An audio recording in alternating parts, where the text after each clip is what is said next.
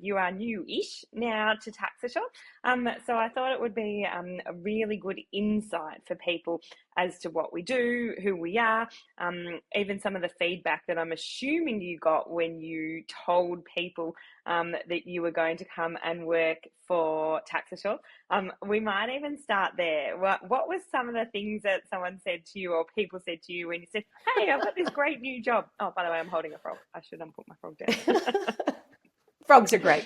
It's quite funny because, people that know me, they're going, what do you know about tax? But what we do at Tax Assure, it's all about helping businesses, helping people, and problem solving. So, and that's what I've done my entire career. So there's that real synergy. And but yeah, it's been a steep learning curve, and I've had a lot of observations over the last several months that I've been with you. Yeah. So I hear it all the time. Aren't you bored? Don't you hate working with tax? And my answer is we work with people.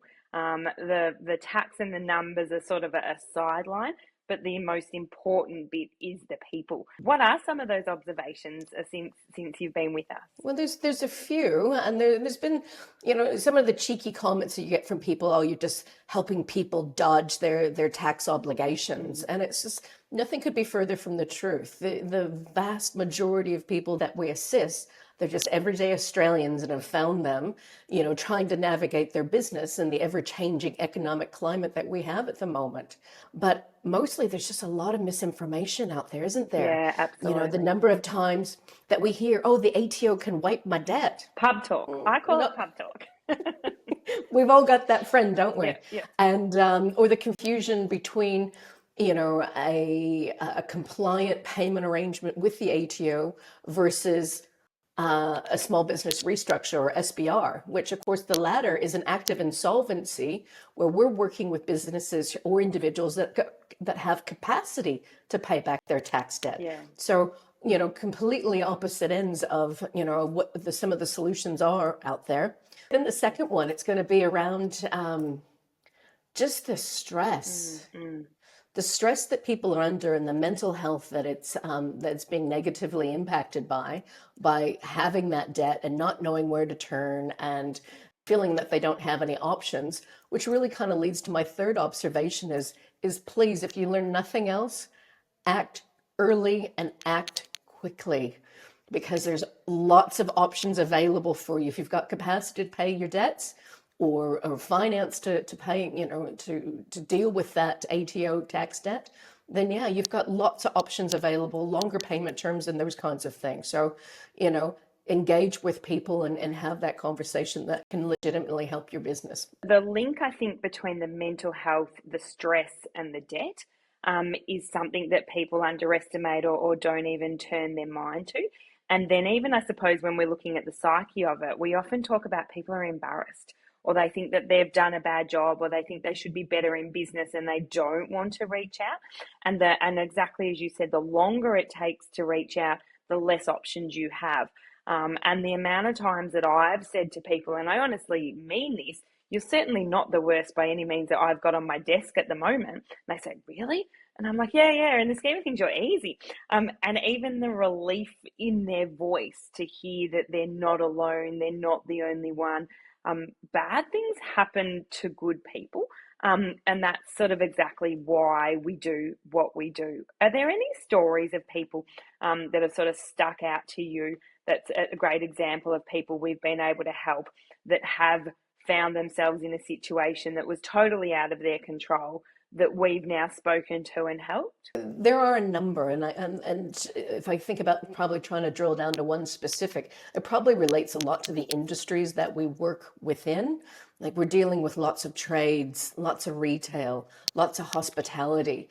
And these are people that they've somehow managed to trade during COVID and finding the post-COVID economic landscape even more challenging for factors outside of their control. So being able to work with them, and there's a restaurant that comes to mind that will now continue to be able to make great Thai food.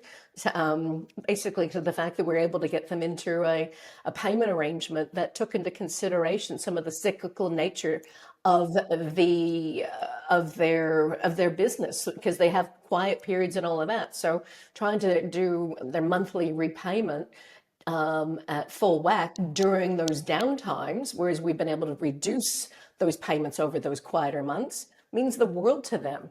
And they have the ability to kind of get on with their lives and know that they're just going to be able every month that payment's going to be going through, and they can just get on with focusing on their business and their family. Yeah, absolutely. And I think too, we forget COVID feels almost like a dream, something that didn't happen. But I was talking to a client just yesterday about profit margins. And the profit margin businesses are trading, but it's so much more difficult for them at the moment because for all the reasons that we see and we hear, that profit margin is lower, or people are paying bills slower, money's coming in slower than it's going out, and that has a huge impact on their business as well, and whether or not they're able to keep on top of things, or something sort of sideswipes them and that they think there's no chance and no option. I know you and have the pleasure of working with you, and I know some of the funny conversations you have with people at random places.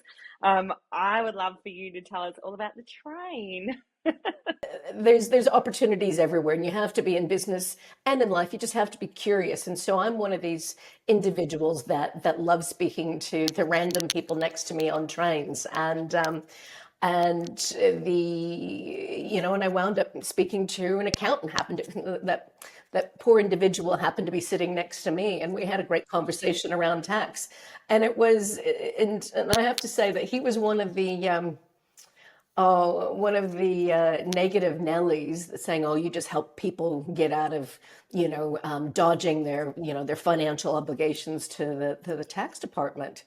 And I was just like, "It is." I said, "You have so missed the mark on what's happening out there in the marketplace." And the numbers are what, 26 billion tax debt before COVID, and now it's on track to blow out to 60 billion tax debt, and most of that resides within small business. And this isn't because people are bad individuals. It's because it's just darn tough post COVID.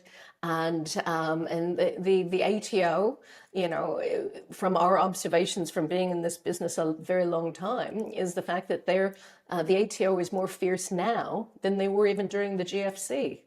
So And one of his comments that I really liked is, well, don't you just do what we do, like what accountants do? Why are you different? And why can't, he was a retired accountant. And why he's like, but I just used to do that. What do you sort of, everyone knows what I say to that. But what do you say to that? Well, the fact is probably a few years ago he could probably do it, but the reality is that with the legal practice requirements and statements that the ATO now makes us all abide by when applying for payment plans or seeking remissions, and especially seeking remissions because they're getting more and more difficult at the moment. They still absolutely can be achieved, but you have to have the grounds in which to make the applications. And he, bless him, he was just, he was not really in tune with the changing landscape that the ATO now operates within. And that's just something that, if I go to an accountant, God bless them, they're going to be able to do what my accountant needs to do for me. But when it comes to the specialty work of negotiating tax debt, you want to deal with an expert. You want to deal with a specialist that doesn't diminish the relationship with my accountant, Yeah. and actually, in fact, gives me more faith in them as somebody who's looking after my well-being if they're referring me on to a specialist.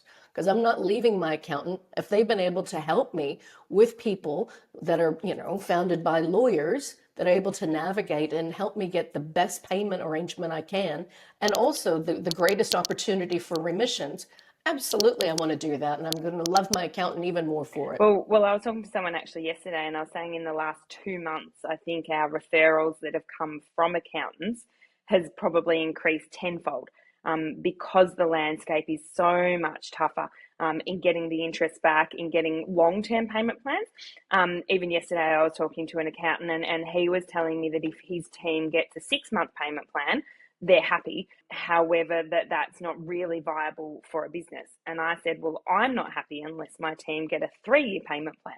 and the difference that that can make for a client. And the difference, if you just think in simple terms, I should have had some numbers prepared, but in simple terms, if you very high level divide the debt by 6 compared to if you divide the debt by, say, 30, the difference that that makes for someone that's a bit cash strapped at the moment, it puts them into a compliant position, so the ATO aren't chasing them, they're not receiving garnishee notices, or they're not getting credit reporting, but it's an amount that they can actually afford, makes a complete difference on whether or not that business is viable and whether or not it can continue to trade.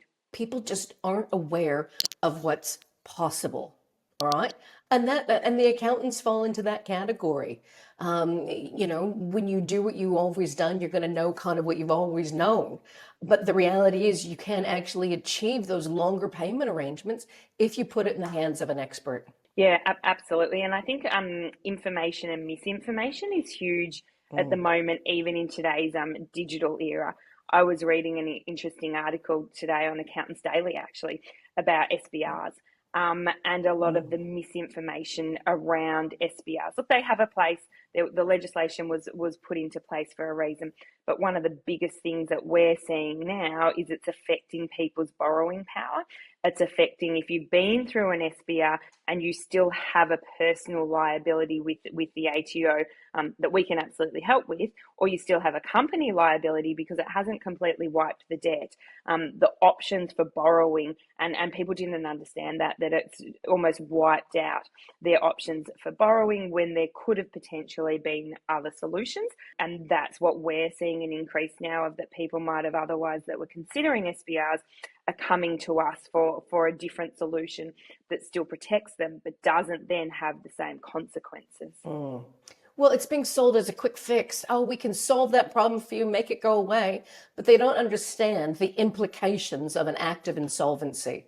Yeah, I don't think, unfortunately, I wish I wasn't about to say this, but I don't think there is a quick fix. I think there's consequences for all of these different solutions. There are solutions, and you need to act early, but I don't think there is one magic wand that's ever a quick fix.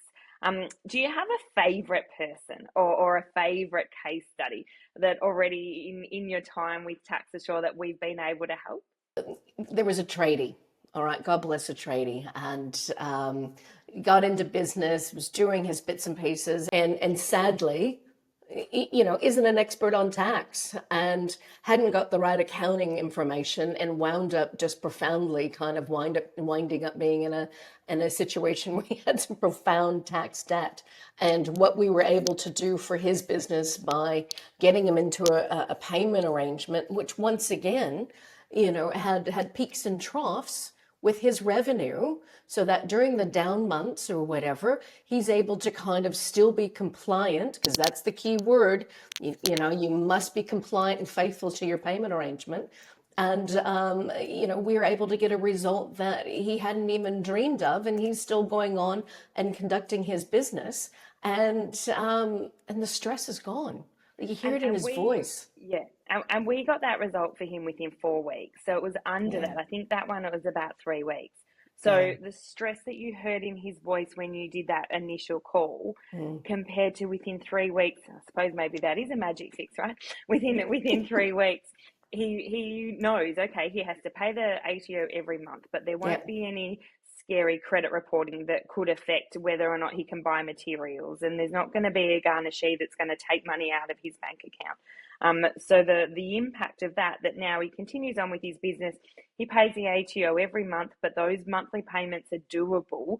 That's life altering almost for him. Sometimes I talk about pub talk, as we mentioned before. Do you have some favourite things that are already in the job that you've heard people say, oh, the guy at the pub told me, or surely you can do this, that just aren't true?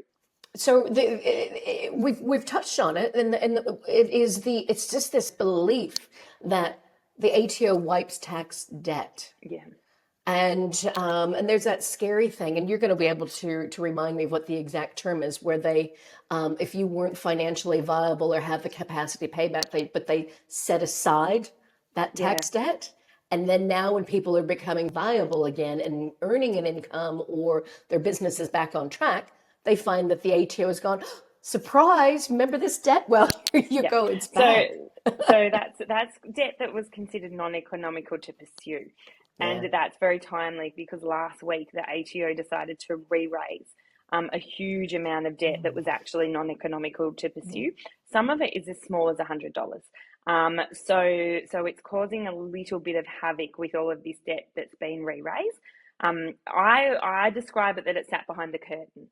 And so it was deemed non-economical to pursue. It sat behind a curtain, but you're exactly right. As soon as a tax return is lodged, or a lot of it was re-raised last week, it comes back in front of the curtain, and unfortunately, it hasn't disappeared.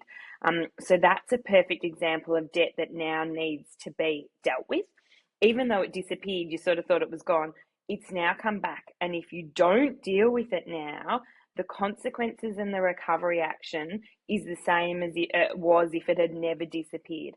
So that's a lot of new debt that's around. But again, payment plans, we talk about how do you fix it? By facing it, by dealing with it, and a payment plan is the way to fix this.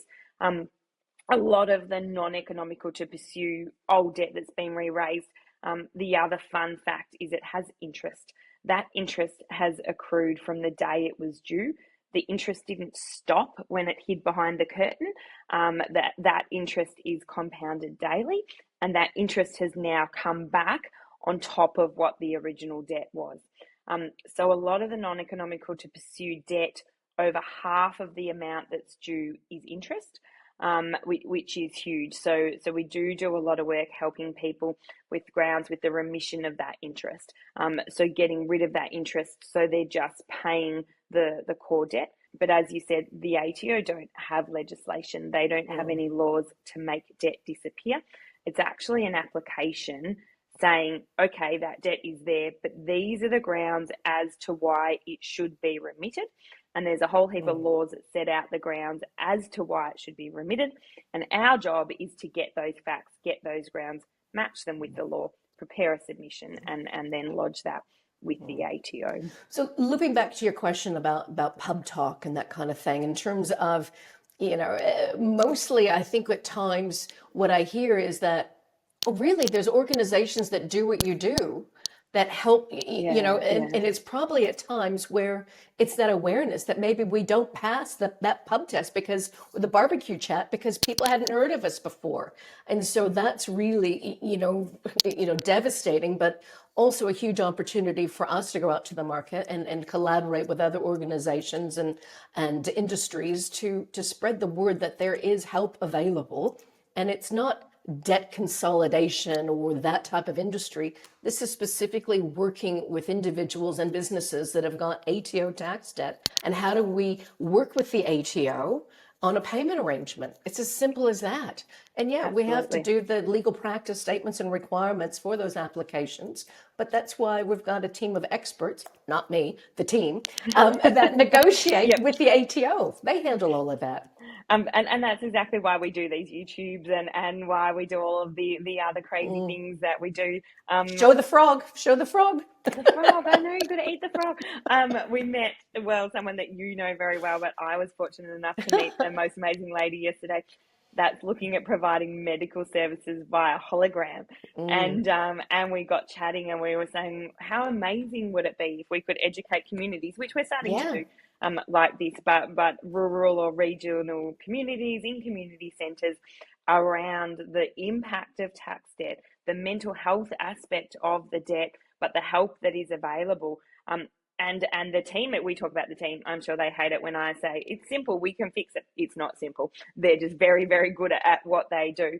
But to spread the word and educate so many people that it's so stressful and such a difficult time for them. If you had a tip, what is your other than our beautiful frogs, which I love talking about? A tip if you met someone on the train that you happened to get talking to that had tax debt. I would say one, but I know it's you, and I know you love chatting, so you can give us three. So there's a few things. So I often refer to tax debt as like dead fish. It doesn't get better with time. So act quickly, act early. And don't be afraid. There are people out there that can assist, and it's one of these things in life. If you don't like the first expert opinion that you get, go and seek another and another. Because all too often, when we're doing these things, and it's easy for individuals to place blame with other people, and at times a lot of clients will say my accountant didn't do this, the other thing. Well, what are you doing to work with your accountant to partner with them on your taxes? You know. Fear is an interesting thing. I think when we talk about running businesses, or I also talk about a lot of zeros, you forget about the fear. But I think when we talk about eating the frog or taking action or taking that first step, there is a lot of fear in there, and we understand that. And we understand that's exactly why people sometimes don't reach out straight away. It's just dispelling the myths, that there is that magic wand out there, and it's like, no, actually, if you want the results, you got to do the work. You need to be compliant. I can't help you if you have outstanding lodgements, crazy as that may be. So it's just kind of really getting people to kind of understand that there's a solution that's available, but they need to be part of that solution process as well. They can't outsource all of that decision making. They need to make sure that despite the fear, the anxiety, the embarrassment, just make the decision, act quickly, act early, and the results will be far better than far better than what they would have thought. I think too that there is no one size fits all. So if you think, no, I'm different, I'm not like the people, or I'm not like the examples that I've heard, we are very, very bespoke. We work with the accountants, with the brokers, with all the different industries, to get the right solution for every different person. Thank you so much for joining us today, Wendi. My pleasure. Thank you.